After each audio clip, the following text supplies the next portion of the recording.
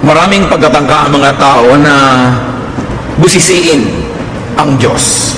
Unawain, kilalanin ng ganap. People usually fail to understand God. Many attempts fail at agreeing with God, and therefore many people fail to obey God. Because of that, a lot of people are not blessed, and they don't benefit from God because they do not see eye to eye with what they think God should be. What accounts for such failure? Bakit maraming pagtatangkang unawain ng Diyos ang umuwi sa kabiguan? Yan ang ating sisikaping unawain kahit paanong madagdag sa ating kaunawaan ang pamagat ating pag-aaral, brain limits. Salamat Panginoon dahil binibigyan niyo kami ng kakayanang umunawa ng kailangang unawain. At nananatili rin kayong mahiwaga sa mga larangan na kayo'y talagang mahiwaga. Turuan niyo kami Panginoon na siyasatin ang usaping ito. Makita namin ang relasyon ng aming isip sa inyong kaluwalhatian at lumagay kami sa lugar. Dagdagan niyo ang kaunawaan namin sa ganitong mga mahalagang issues ng buhay namin at higit sa lahat, dagdagan niyo at tibayan na aming pananalig. Sa sandaling ito, humihingi kami na inyong pagbabasbas, paglilinis, pagpapalakas sa aming mga katawan, pagpapagaling sa aming mga karamdaman. Higit sa lahat, ang pagpapayaman ng aming isip para maabot yung kaya at dapat abutin at ipasa inyo yung sa inyo lamang. Lord, we ask you to reveal yourself to us in ways that are needed by us while we continue to glorify you for your many mysteries. Father, teach us how to stand in awe of your presence and teach us how to relate to your mystery. Lead us, teach us, be the speaker, O God. Use your servant only as your instrument. In the name of Jesus, your Son, our Lord, our Savior, we pray with thanksgiving. Amen. Brain limits. Limits can become noun and it can also become verb. May mga limitasyon ng isip at may mga ginagawang paglilimita sa atin ng ating isip. Let's take a look at this tantalizing issue of understanding God through the mind. Yan naman ang ginagawa ng napakaraming tao sa mahabang panahon. Man, very especially modern man, usually measures God by approaches God through and places God in his brain, in his mind. Kung meron tayong ginagamit na tulay para unawain ng Diyos, madalas ginagamit natin ang ating utak, ang ating isip. But then we fall into the proverbial story of a boy trying to put the water of the ocean in a very small hole that he dug in the sand. Akala niya pwede, akala niya kasya, at akala niya doon lang pwedeng ilagay yung tubig ng dagat sa maliit na hukay na ginawa niya sa buhangin. People try to decode, to simplify, and to understand God through logic, based on reason, which is based on knowledge. Yun yung proseso. Gusto kong maintindihan ng Diyos, therefore gagamit ako ng logic. Gagamit ako ng mga theorems, mga constructs in my mind, philosophies. Gagamit ako ng pangangatwiran, at siyempre ang pangangatwiran ito ay nakasalalay lang naman at nakabase sa alam ko, sa mga knowledge and building blocks of knowledge. Even theology attempts this approach to understand God through logical thinking, and therefore it leads to a lot of conflicts. Philosophy uses logic and reason. This attempt cannot fully succeed. This attempt fails. Why? Because man's knowledge is imperfect, while God is perfect. Pag dinaan mo sa runong, sa talino, sa katwiran, ang pag-unawa sa Diyos, konti lang yung mararating, hindi ka makalalayo, at pagkatapos, magdidilim na. Dahil ang karunungan mo ay kulang, samantalang ang Diyos ay ganap. 1 Corinthians 13, 9-12. We don't know everything, and our prophecies are not complete. But what is perfect will someday appear, and what is imperfect will then disappear. When we were children, we thought and reasoned as children do, but when we grew up, we quit our childish ways. Now, all we can see of God is like a cloudy picture in a mirror. Later, we will see Him face to face. We don't know everything, but then we will, just as God completely understands us. Napakalinaw ng sinasabi dito sa unang Korinto, konti lang ang alam natin. Maging ang ating prophecies, maging ang alam ng mga propeta, limitado. Pagdating ng panahon, mauunawa natin yung ganap, yung perfecto, yung Diyos, tulad ng kung paano niya tayo uunawa ng ganap ngayon. But meanwhile, one way lang ang pag-unawa.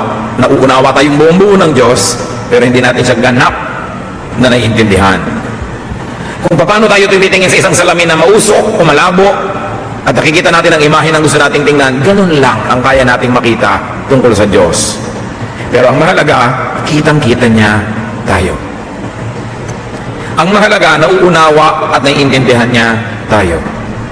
Para lang daw tayo mga batang isip bata, katwirang bata, pero pagdating ng araw, pagbabalik ng Panginoon at ibinunyag na ang mga himala at mga misteryo, doon pa lang tayo mag-aasal at mag-iisip na parang matanda.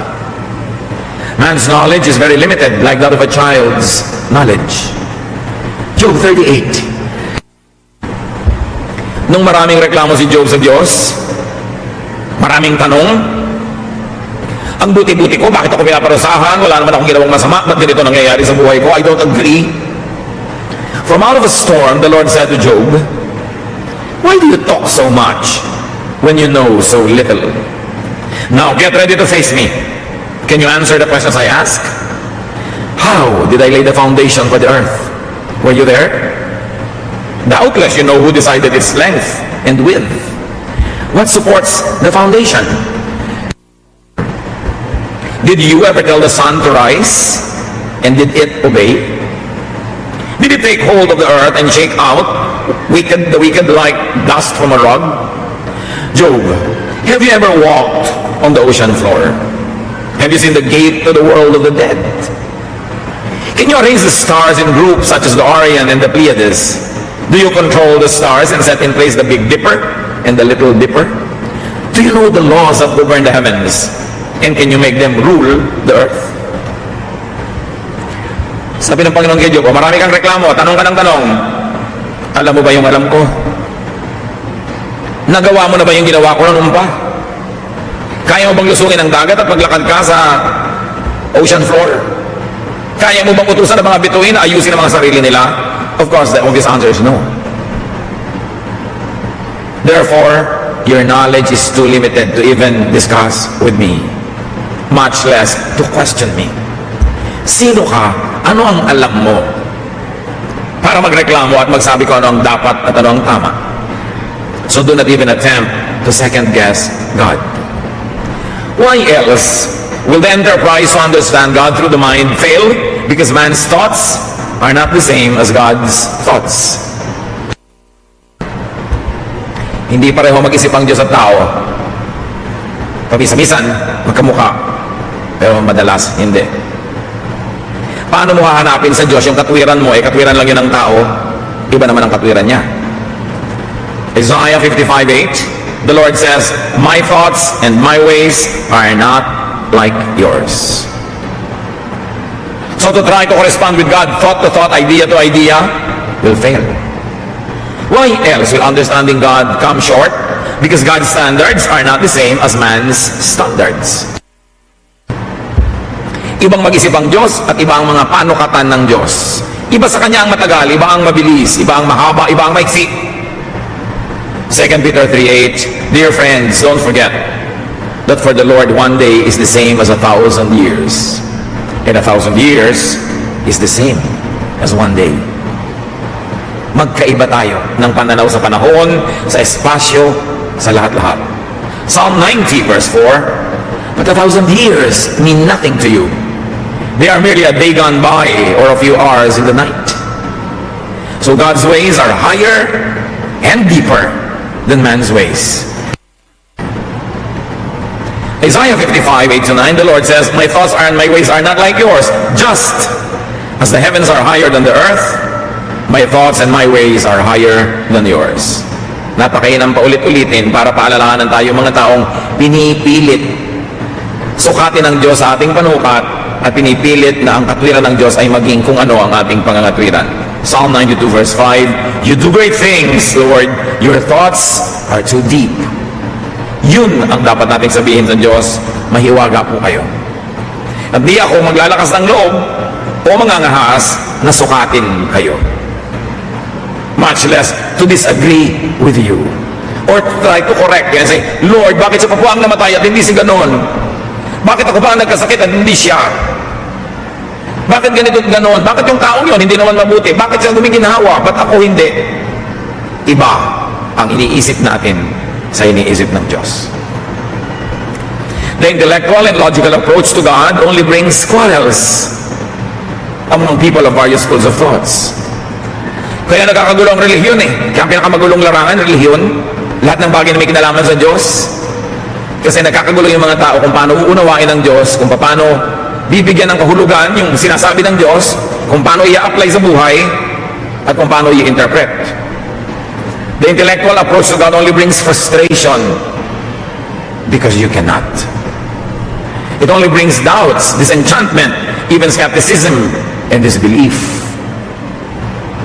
I cannot understand God, therefore God is wrong. I cannot see God, therefore God does not exist. I do not agree with God, therefore God is unjust. Ganun ang inaabot ng mga taong puro isip lang ang ginagamit. But doubt and skepticism and disbelief result in grave loss. Yung isip ng isip tungkol sa Diyos, yung gustong distrongkahin yung Diyos sa parang Lego, ikabit, bukuin, tanggal-tanggalin ang mga parts na akala mo science experiment, sila ang nalulugi. Dahil kung ang wakasan ng kanilang mga paghahanap duda, kawalan ng pananalig, lugi sila. Dahil ang tunay na mayaman yung nananalig. Ang tunay na kayamanan ay pananalig because faith can move mountains. Faith can even heal you of your infirmities when you truly believe. God said with faith, nothing is impossible. But without faith, nothing can be done. And without faith, it is impossible to please God. So if your inquiry, based on logic, based on human reason, based on human standards, will only lead to confusion and later on to the weakening of faith or to the loss of faith, kawawa ka naman. Paano ka harap sa kamatayan kung wala kang pinaniniwalaan? Paano ka harap sa mga mabibigat na dagok ng buhay? Paano ka haharap sa katotohanan ang lahat ng tao'y mamamatay? Hebrews 11:6. But without faith, no one can please God. We must believe that God is real and that He rewards everyone who searches for Him. So sasabihin na iba, yung pala searching, so I'm searching. Why will I not be rewarded? Yes, but how will you search? Will you search through the mind? Will you search through the logic, through reason, or through something else? Tayo po mga tao ay merong tatlong elemento. Body, soul, spirit. The body is that which takes from the earth, which is from the ground, which goes to the ground when we die. Soul is our emotion, our personality, which is based on thought, which is really based on the mind. How you think, that becomes your personality. And that also dies, apparently, when the body dies. And then we have the spirit, which is from God, which returns to God. If you want to correspond with God, you cannot correspond through the body. The body is very limited. Although, we can correspond with God up to a point. You want to correspond with God, you cannot correspond with God fully through the mind. Because the mind is limited. How can a created mind, how can a finite mind totally comprehend an infinite God, an infinite creator? So, you will go to a dead end when you use your brain to understand God. And when you use your brain to try to connect with God, it's going to be very limited. Thoughts, reason, theology, philosophy can only go so far. But you want to correspond with God through your spirit, because the Spirit of God is in you and you are the temple of the Holy Spirit. Sabi nga sa Romans 8:28, you don't even know how to pray, but the Spirit helps you by interceding and praying for you. It means that your brain does not know what to pray for. Your thoughts cannot know what really God wants to give you and what you should be praying for. Therefore, the Spirit bypasses your brain, your reason and your logic, and your spirit connects directly with the Spirit of God, and there is correspondence between the two worlds, heaven and earth, through your spirit and the Spirit of God, not through your mind, not through your body. You are body, mind, and spirit. You are body, soul, thought, in spirit. At yung pagkatangka na makarating at maunawa ang Diyos sa pamamagitan ng physical or mental procedures will never yield so much. That's why it is important to develop our spirituality. Sabi sa James 1:6 kung gaano kahalaga ang pananalig. When you ask for something, you must have faith and not doubt. Anyone who doubts is like an ocean wave tossed around in a storm. Hindi sinabing you must have knowledge. You must know what to ask for. You must know how to ask. Sabi, you must have faith. It is faith that connects us with God, not knowledge. Although up to a point, knowledge is important, especially if you like to communicate the faith, if you like to communicate the teachings of God, you need knowledge. But in your personal relationship with God, what matters is your spiritual communication. Why else will understanding God fail? Because understanding God is not man's business. Hindi naman tayo inutusan ng Diyos na unawain mo ako eh. Ang utos sa atin, sundin mo ako. Para mga bata, may inuutos ang magulang, hindi naman nila laging nauunawa kasi bata sila. Mabuting sumunod na lang sila. Pagtanda nila, tsaka lang nila malalaman, ay tama pala si nanay, ay tama pala si tatay. How could a finite mind comprehend the infinite God? How could a created brain contain the Creator? Kaya mulit-muli binabalikan ko yung napakagandang halimbawa na batang naghuhukay sa tabi ng dagat, sa buhangin, ginagamit ang kanyang kamay at may maliit siyang hukay sa buhangin at may nagdumaan, nagtanong, paanin mo ang hukay na yan? Ilalagay ko sa hukay na ito ang lahat ng tubig ng dagat na yan. Yun ang ambisyon ng bata. At yun ang ambisyon ng sino mang sinisikap na ilagay sa kaprasong hukay na ito, sa loob ng bungo na ito, sa kaprasong brain, ang Diyos. Ang buong ideya ng divine at kung paano unawain ang Diyos is a childish attempt. Psalm 40, verse 5. You, Lord God, have done many wonderful things, and you have planned marvelous things for us. No one is like you. I would never be able to tell all you have done. Yun ang magandang ma-realize. Hindi ko po kayang bilangin lahat kasi mga ginawa nyo. Hindi ko kayang sukatin yan. Sobrang kahanga-hanga. Sobrang dapat na lamang na ipagbunyi, ipagdiwang na. Pero para isa-isahin kong bilangin, hindi ko kaya yan. Psalm 139 verse 18, I try to count your thoughts, but they outnumber the grains of sand on the beach. I try to understand you, but I cannot. John 21, 21 to 22, when Peter saw the disciple, he asked Jesus, Lord, what about him? Jesus answered, what is it to you? If I want him to live until I return, you must follow me. May issue dito, nagtatanong si Pedro tungkol kay John the Beloved. Eh siya, ano mangyayari sa kanya? Sabi ni Lord, ano ngayon sa'yo? Kung anong balak ko sa kanya? Kung balak ko manatili siyang buhay hanggang bumalik ako, that's my business. Huwag mo na yung pangimasukan. Sumunod ka na lang. Huwag ka na magtanong. Huwag ka na mag-isip. Hindi kaya ng utak mo yan. Sumunod ka na lang. Darating ang panahon, mauunawa mo rin lahat. Kung ang espiritu mo ay nakalaya na sa katawan, kung ang espiritu mo nakalaya na sa utak, sa isip, sa bias mo, sa mga alam at hindi mo alam na nakondisyon dahil lang sa utak mo that your knowledge-based consciousness, which is very limited, when you die, your spirit will be free from all this, things will be revealed to you. But for now, just believe and obey. Noong si Moses ay kinausap ng Diyos, naglakas loob at nangahas si Moses na usisain kung anong pangalan ng Diyos. Alam nyo kasi pag nalaman mo ang pangalan ng isang tao, parang nabihag mo siya. Alam mo kung ano yung karakter niya, alam mo kung saan tribu siya galing, alam mo kung anong apelyido niya, alam mo kung sino magulang niya, alam mo kung anong mga sakit ng pamilyang ito. In other words, nalalaman mo ang maraming bagay para makontrol ang isang tao pag alam mo kanyang pangalan. Kaya nga yung mga Kastila noon, hirap na hirap tandaan ang mga pangalan natin at hirap na hirap tayong sundan nila dahil palipat-lipat ng mga tinitiran yung mga Pilipino para huwag nila laging mautusan, huwag mabuwisan. Nagutos sila, bigyan ng Spanish names lahat ng mga Pilipino na yan.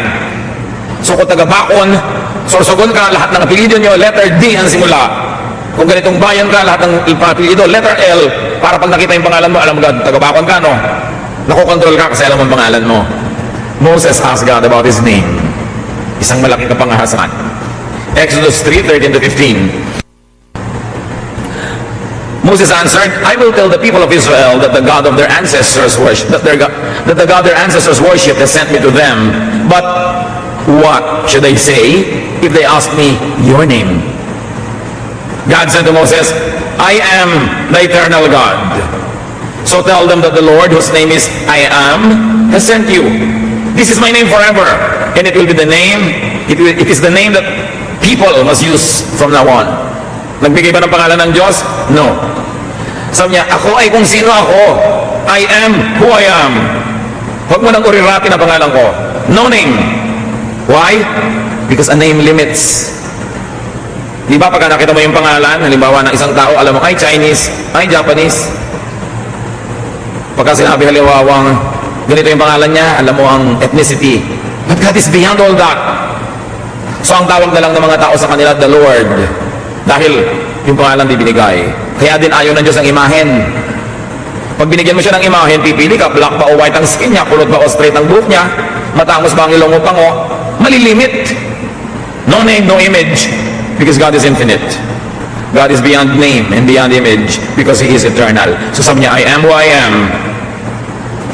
Now, when you not only attempt to give God a name, but to put Him in a box, to explain Him through philosophy or theory or theology, you actually vulgarize God and you reduce God.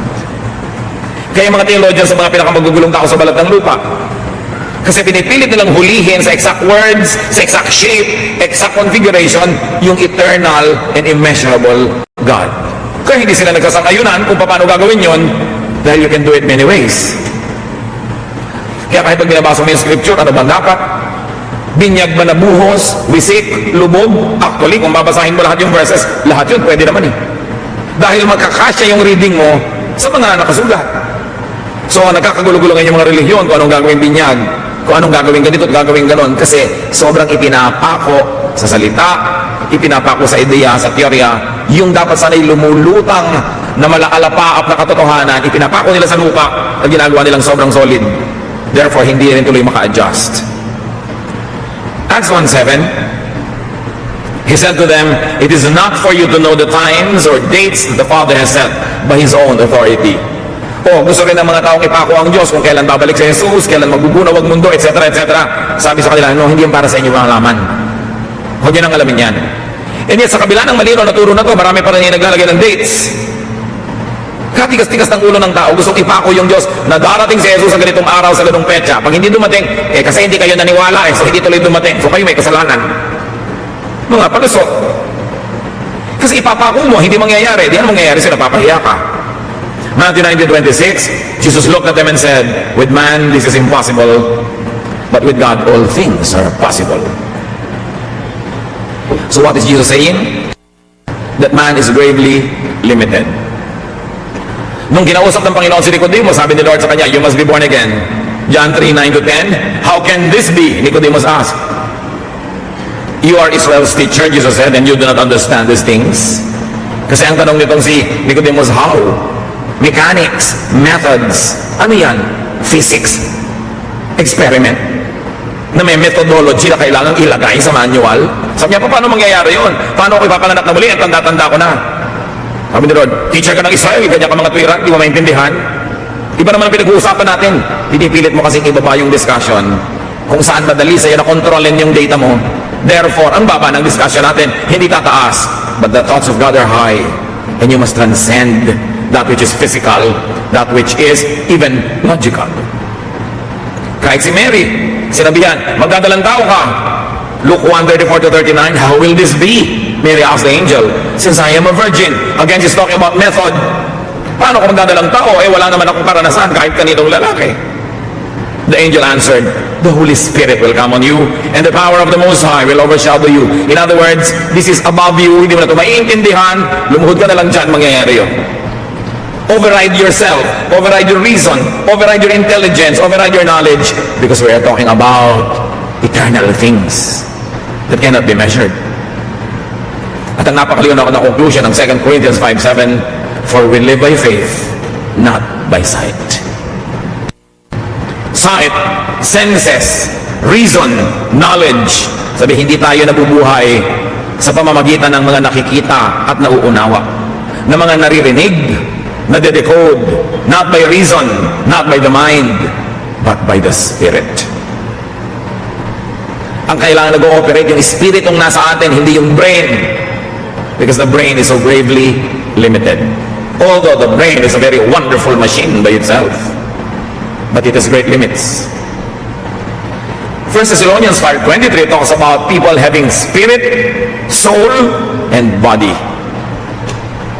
So ang gagamitin natin sa pakikipag-ugnayan sa Diyos, yung spirit, hindi yung soul, hindi yung mind, hindi yung knowledge.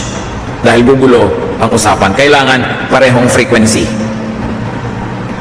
Therefore, do not always strive to understand God. Mapapagod ka lang. Unawain mo na lang yung konti na kailangan mong maunawa sa iyong daily activities. Pero huwag mo nang unawain kung bakit tinawag si David na God after man, a man after God's own heart, samantalang may mga kasalanan. Hindi mo na malalaman kahit kailan yun. Hindi mo na maiintindihan kung bakit ganito at bakit ganon. Hindi naman kasi ipinapaliwanag. Yung hindi ipinapaliwanag, hangaan mo na lang para tahimik ang buhay. Hindi natin sinasabi huwag na tayo mag-isip, mag-aral at gumamit ng utak. Merong saysay yan, pero hindi sa mga bagay na espiritual.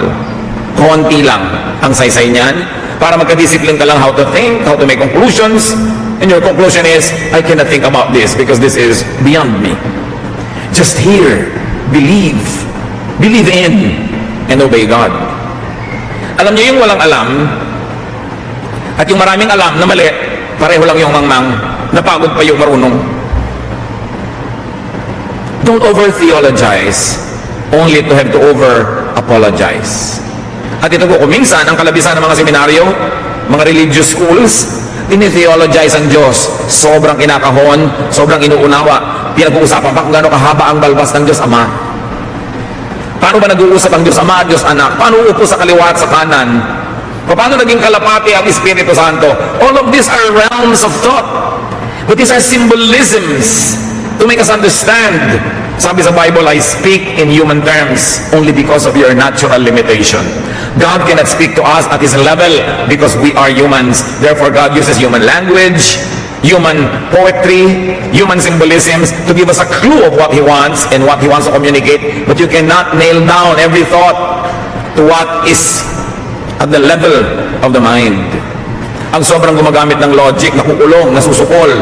Kaya yung sobrang nagtiteologize tungkol sa Diyos, may iba pang subject, apologetics. Kasi lahat ng hindi maipaliwanag at gumulo ng gumulo dahil sinikap nilang ipako sa utak ng tao, meron na yung mga hindi maintindihan, may mga loose ends, may magulo, may iba pang subject, apologetics. Para pagtakpan lahat yung kaguluhan na yon. Hindi naman sana magulo kung hindi mo inuurirat. Hayaan mo na lang na nandun, hindi mo naman kailangan sa buhay mo na maintindihan lahat yun. That's why a full-blown science and art of apologetics had to be invented by the Bible schools. So do not over-rationalize. Yung mga if P, then Q. Na Lord, bakit po ako nagdasal? Namatay yung pinagdasal ko. Ba't po siya hindi nagdasal, hindi siya namatay? Yan yung mga if P, then Q. Kasi ipinapako mo ang Diyos na pag ipinag-pray mo, gagaling. Hindi naman laging gano'n, di ba? Meron mong tatanong, ito po ako magpe-pray kung hindi rin lang laging gagaling. Eh sabi, mag-pray ka eh. Again, you use your logic to confuse yourself. Hindi maaaring bihagi ng isip ang Espiritu ng Diyos. Kaya kahit kailan hindi ako papato sa mga debate, may imbitasyon, debate, magbabakbakan yung mga pastor, mga theologian, mga leader ng iba-ibang relihiyon para panawarin ng kung sino-sinong naaaliw sa kanilang mga bakbakan, pero wala rin namang mararating yun eh, kasi wala rin namang papayag na manalo yung isa. Pinagtatalo-talunan kasi pinipilit bihagi ng isip. Therefore, ang tingin ko sa just green, sabi niyo ba, hindi, blue ang nakita ko. Yung ba, hindi, orange. Mag-aaway-aaway kayo ngayon. Yung pala, rainbow naman yung Diyos. No? Lahat kasya. Pinipilit kasing pag-awayan ng mga hindi naman dapat. The brain is too limited. Words, ideas, constructs are too limited. Kaya I speak in human terms because of your natural limitation. Si Paul sa Acts 17:23-24. I was going through your city and looking at the things you worship. I found an altar with the words, to an unknown God. You worship this God, but you don't really know Him. So I want to tell you about Him. This God made the world and everything in it. He is Lord of heaven and earth, and He doesn't live in temples built by human hands. Maraming mga nagbabasa ngayon ito, minamasama nila yung mga Greeks na meron silang to an unknown God, meron silang dambana to an unknown God. But the truth is, it was a healthy and wise blank space for the unknown that the Greeks allowed themselves to have. Sa katalinuhan ng mga Greeks, alam nilang hindi sila ganong katalino, na sa dami ng alam nila, yung marami rin silang hindi alam, kaya gumawa sila ng dambana para sa Diyos na di nila kilala. At dahil may espasyo sa utak nila, yung katotohanan may hindi sila alam, may hindi sila kilala, dumali kay Paul ay pakilala sa kanila. Sabi, alam niyo yung hindi niyo kilala na yan, ipapakilala ko sa inyo kasi kilala ko. Then, Paul talked about Jesus. Eh kung sa utak ng mga Greek, to our God named A, to our God named B, named C, tas wala nang ibang space, eh di hindi na sila magbibigay ng space kay Jesus. Pero dahil nakabukas ang isip nila na hindi nila alam lahat, mayroong pwedeng pasukan yung pagtuturo tungkol kay Jesus. Ang tunay na matalinong tao, lalo't maraming alam, kinikilala niyang marami siyang hindi alam, hindi siya nagsasama ng isip, para kung may dumating na karapat-dapat na tanggaping ideya, ay nakabukas ang isip niya at tatanggapin niya yun. It's important to have an enlightened realization and admission of lack of knowledge. Pagka ganun, hindi mag-aaway-away ang mga tao. Pag merong ibang ideya ang isang tao tungkol sa Diyos, iba sa ideya mo, hindi mo siya tatawaging demonic. Sasabihin mo lang, iba ang level ng consciousness niya ngayon sa consciousness ko. Baka may binasa sa kahapon, so ganun ngayon takbo ng utak niya. Hindi naman ibig sabihin hanggang kamatayan na niya, ganun pa rin ang utak niya. May iba pa rin yan pag may ibang narinig, may ibang nabasa. Kasi patuloy na hinuhubog ang laman ng ating isip. Pero pag sabi mo, alam ko na ang dapat kong malaman, nakasarado ng utak ko, dekandado, yun ang kamangmangan. Kasi paano mo malalaman ang lahat ng dapat malaman kahit 10 buhay ang ibuhay mo, kulang. That's why we must be tentative. And we must develop a healthy respect for our fellow seekers, though we do not always agree. Who knows the truth? Pag may nagsabi sa inyo, ako alam na alam ko lahat ng katotohanan, yun ang sobra niyong pagdudahan dahil siguradong yun ang mali. Kasi hindi pwedeng malaman ng isang tao ang lahat ng katotohanan sa maiksing panahon. Mas kaduda-duda yung sobrang laging siguradong siya ang tama kesa dun sa merong kung minsan ay pag-iisip at pagdadahan-dahan na sinasabi niyang naniniwala akong tama ako, kumbinsido akong tama ako, pero alam kong posible pa rin hindi ako tama. Doon ka magtiwala sa ganong tao. Many things can be known, but so much more, infinitely more, cannot be known in this body, in this state, in this fallen nature. Spiritual things especially can only be revealed by the Spirit of God to your spirit. Kaya sabi ng Romans 8:28, you don't even know how to pray. Your mind does not know, but your spirit prays for you. The Holy Spirit prays for you. The Holy Spirit connects with your spirit, and with or without the consent of your mind, prayer is said. Yun ang praying in the Spirit. Most of the time kami, kasi we only pray with the mind. Kaya kung minsan yung prayer natin, parang shopping list, sobrang logical, may mga ililista, lahat nakapray. Hindi man masamang gawin yun, pero hindi lang ganun ang prayer. It's not only a mental exercise. There are times when you have to empty yourself of your thoughts and allow your spirit to communicate with the Spirit of God. When you have no agenda and you just lay still and you hear the Word of God, not through your ears, not through your brain, but through your spirit. At ito ang kulang na development sa mga Kristiyano, spiritual development. Meron lang tayo mental development, intellectual development, theological development, na ang wakas ay gulo, away, competition, because the mind is very little. Physical temples cannot contain God. Neither can the brain, which is another physical temple, contain God. So just enjoy the wonder. Believe. Faith is precious. Pag may doubt, transcend the words, transcend the ideas and the logic, transcend the laws of nature that you know, and let the Spirit lead you, not the mind leading you. Huwag nating sobrang paandarin ang utak in spiritual matter, in spiritual issues, because spirit is above and beyond the mind. Hindi patalinuhan. Kaya mga maraming tumatalino nagiging atheist kasi hindi makontain ng utak nila yung Diyos, therefore walang Diyos. Hindi kasi kasya. Ang liit kasi ng utak. Non-belief or unbelief only lead to hopelessness and fear. The way to God is through the Spirit, not through the body, not through the soul, not the mind, not the thought. Romans 8:26. In certain ways, we are weak, but the Spirit is here to help us. For example, when we don't know what to pray for, the Spirit prays for us in ways that cannot be put into words. So nakikita nyo, bypass. Di ba kung may mga bayan na masisikip, may mga kalsada na bypass, diversion road. Hindi na dumadaan sa bayan, dadaan sa mga bukid para makarating doon sa susunod na pupuntahan, hindi na abala. Sabi, ganun din naman nanalangin. Yung espiritu nyo, hindi na dumadaan sa utak nyo, dumidiretso sa espiritu ng Diyos, kasi hindi naman alam ng utak nyo what to pray for. The mind does not know it. So let our spirit, let God's spirit in us correspond with God, not only our brain, but up to a point. We can connect with God through knowledge, through logic, but don't expect it to give you all the answers. Don't expect it to satisfy all your curiosity because you are using the wrong tool. Paano kayo gugupit ng isang tela ay ang hawak nyo, halimbawa, ay martilyo? You can only succeed up to a point. But the tool to get into the spiritual world, the tool to understand the Spirit, and the tool to be ministered to by the Spirit is our own spirit, not the mind. Because the brain has limits. The brain is a gift for us. Gamitin natin para matuto tayo kung paano gumawa ng bukayo, kung paano magmina ng ginto, paano gumawa ng tulay, pero hindi yan ginagamit para unawain ng Diyos. It's an altogether different game.